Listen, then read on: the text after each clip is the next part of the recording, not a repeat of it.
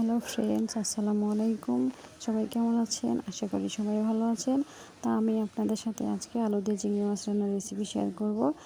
রান্নার প্রথমেই আমরা দুটো মিডিয়াম সাইজের পেঁয়াজ, কয়েকটা কাঁচামরিচ কেটে নিব। তার ভিতরে তেল, হলুদ, শুকনো লঙ্কার গুঁড়ো, ধনিয়া গুঁড়ো, লবণ এবং গরম মশলার গুঁড়ো দিয়ে মাখিয়ে নিব। তার ভিতরে আলু, কুচি করে কেটে রাখা আলু এবং আদা, রসুন, জিরা পেস্ট করা সেটা দিয়ে মাখিয়ে নেব।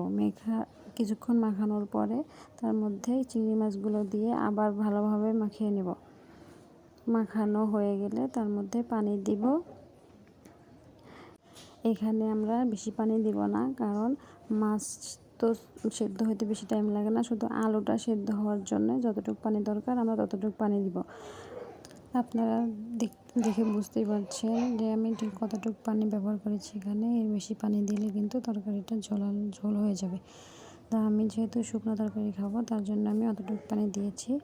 আর এটা খেতে ভীষণই মজা হয়েছিল। আপনার বাড়িতে অবশ্যই ট্রাই করবেন আলু দিয়ে চিংড়ি মাছ রান্না, এবং খেয়ে কীরকম হয় সেটা জানাবেন আমাকে।